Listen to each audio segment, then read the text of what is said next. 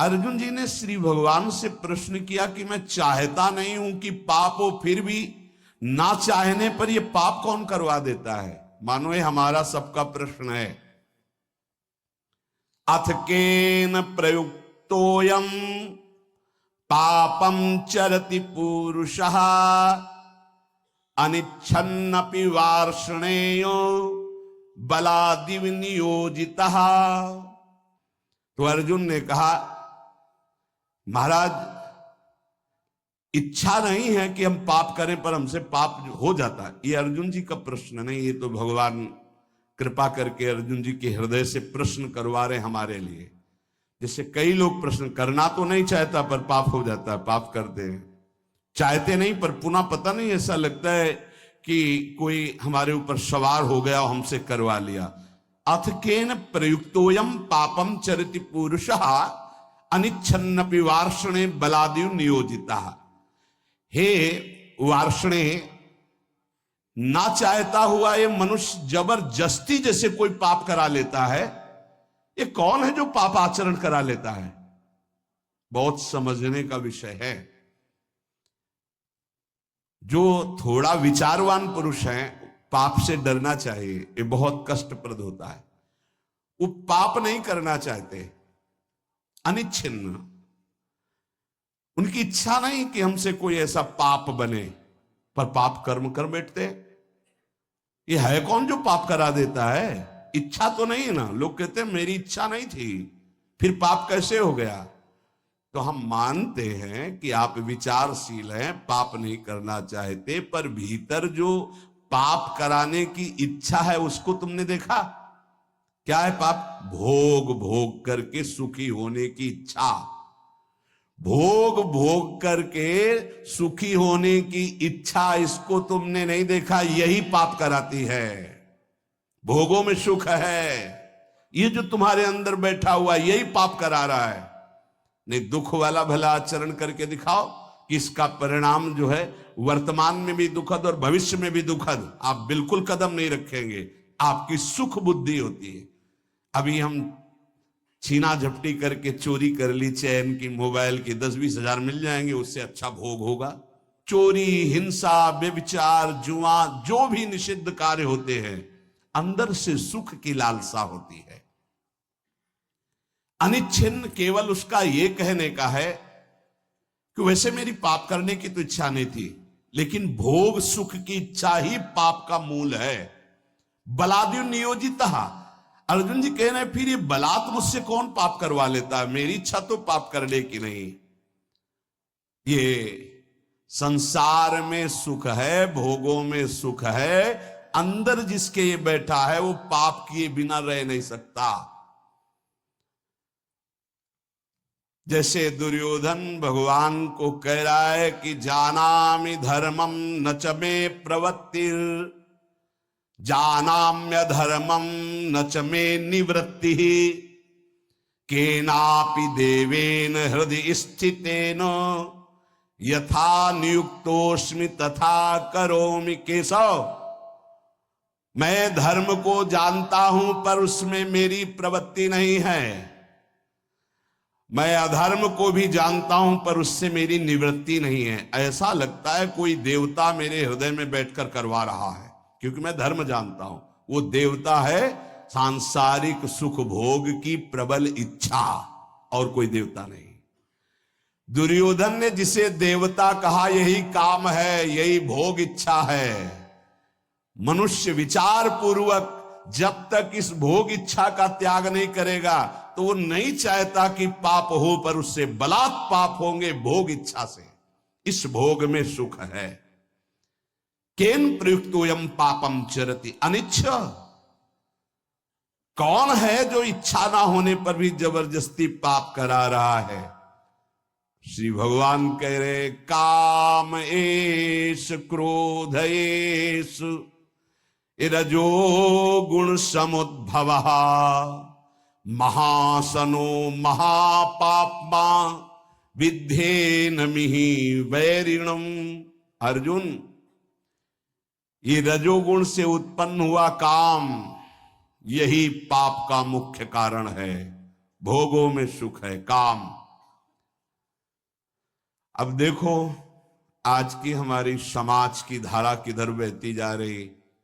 ये जो बच्चे परस्पर मित्रता, boyfriend girlfriend, live in relation, ये जो आज के नई पीढ़ी में ये रोग लग गया है और इसे स्वीकृति भी है, नाश की तरफ हमारी समाज की वृत्ति जा रही।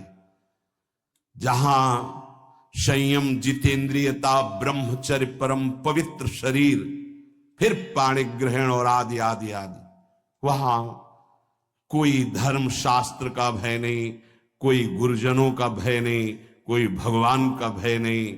शास्त्र हमारा प्रधान कानून है। वेद, पुराण, पौराणिक, ब्रह्म ऋषि, ये हमारे परम कल्याण के लिए जो सूत्र बोले हैं, ये अगर हम वैदिक सिद्धांत, शास्त्र सिद्धांत, गुरुजनों की वाणी की वृत्तियों को नहीं पहचानेंगे, नहीं सुनेंगे, नहीं समझेंगे, तो हमारी वृत्तियां हमारा नाश कर देंगी।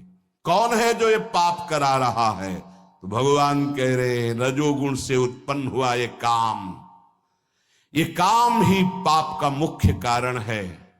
और यही क्रोध रूप में परिणित हो जाता है। बहुत खाने वाला महापापी, ये बैरी बहुत ही नाश करता है। इस विषय में सबसे बड़ा दुश्मन ये काम है। ये रजोगुण से उत्पन्न हुआ है। ये राग से काम उत्पन्न होता है। बहुत बहुत इसको सीमा में किया गया है। भगवान ने आगे वर्णन किया है कि धर्मयुक्त काम मैं हूं। भगवान धर्मयुक्त काम मैं हूं।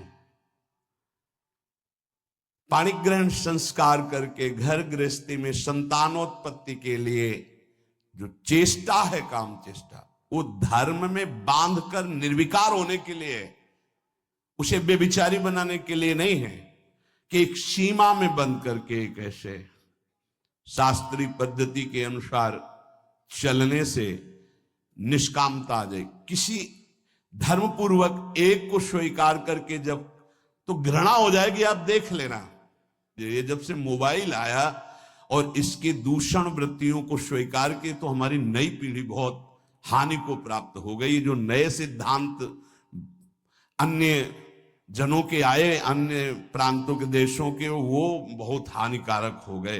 ये भारत है, ये धर्म देश है। शांति प्राप्त करने के लिए विदेशी जन भी हमारे धर्म गुरुओं की शरण होते हैं। हमारे देश के सिद्धांत, धार्मिक सिद्धांत को स्वीकार करते हैं। देख लीजिए, धोती, चोटी, माला वो धारण करते हैं और उनका उतरेल हम धारण करते हैं। फटे यहां से पैंट, जांग दिख रहे, अरे सिल लो भाई। बोले नहीं, वो बड़े आदमी का फैशन है। अरे वाह भाई, गांव में तो अगर कहीं फट जाता था तो कहते तुम्हारा कपड़ा फटा, सिल लो भाई। तो चलो गरीब आदमी वो सिल लेता था। आज बड़े आदमी होके फाड़ के घूमते हैं, नहीं यहां से। एक दो बार तो हमने भी पूछा, तो फिर इन लोगों ने बताया टोकना नहीं। क्यों? बोले ये फैशन है। तो हमें लगा कि अच्छा, हम तो कहने वाले थे भैया तुम्हें पता है तुम्हारा पैंट फट गया है। अरे शरीर ढकने के लिए वस्त्र है, वस्त्रों का प्रयोग। यहां फटा, यहां फट, जितना फटा उतना बड़ा आदमी। तब तो हमें लगता है कि ये तो बहुत मतलब विचित्र कोटि की बुद्धि है। कपड़े पहने जाते हैं तन ढकने के लिए, फट गए तो सिल लिए जाते हैं। बोले जितना फटा उतना महंगा। वह बुद्धि भ्रष्ट है। फिर तो आप जाके बाजार में फटा कपड़ा लाते हो और पहनते हो। अब नवीन बोले विदेशी, मतलब तो हमें लगता है कि हमें अपने भारत देश का जो धर्म है वो शांति प्रदान करता है। क्योंकि शांति लेने के लिए आप काशी में जाइए, आपको लाखों विदेशी जन मिलेंगे जो धर्म गुरुओं के चरणों में बैठ करके हमारे मोक्ष सिद्धांत को, ये सिद्धांत कहीं नहीं मिलेगा आपको। जीवन मुक्तता, परमहंस अवधूत मोक्ष पदवी या भगवत प्रेम, ये आपको यहीं मिलेगा। नहीं, नर्क स्वर्ग की बात है, इसके आगे तक की कहीं बात नहीं है।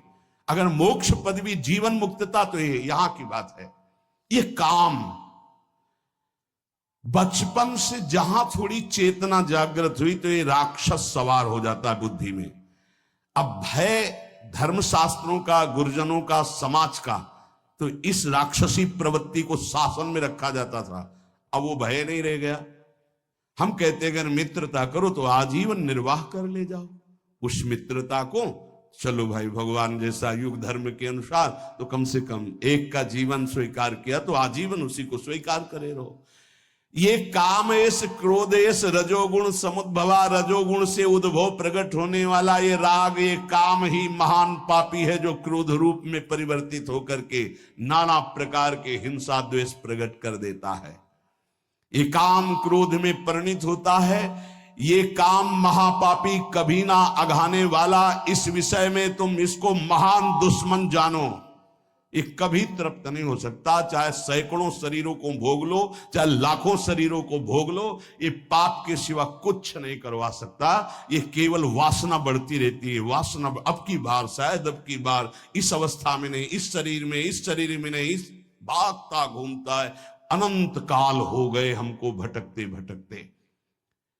इसको समझना है। हमारे अंदर जो भोगों में सुख बुद्धि बैठी है, हम चाहते हैं बाहर से कि पाप न हो, पर अंदर से चाहते हैं कि सुख है, इसलिए हम भ्रष्ट हो जाते हैं। इसलिए हम नाना प्रकार के पाप कर बैठते हैं। इसलिए ना चाहते हुए भी हमसे हिंसा पाप आदि दोष होते हैं। इस विषय पर विचार करें।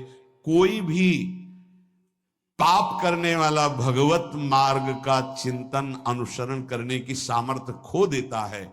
यदि सत्संग मिले तो पुनः हिम्मत बनती है, हम आगे बढ़ते। तो सत्संग मिला, हिम्मत बनाओ, अवलो नशानी अवना नसेयो, जो हुआ सो हुआ, आगे से सावधान होकर हम इस पर विजय प्राप्त करने आए।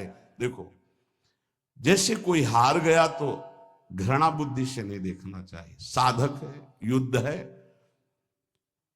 उसको प्रोत्साहन देना चाहिए, ना कि निराश करना चाहिए। आप सब साधक हैं, आप सब भगवत मार्ग के पथिक हैं। अगर कभी चूक हो जाती है, कोई फिसल रहा है, तो हमें दौड़कर उसे उठाना है, ना कि ताली बजा के हंसना है।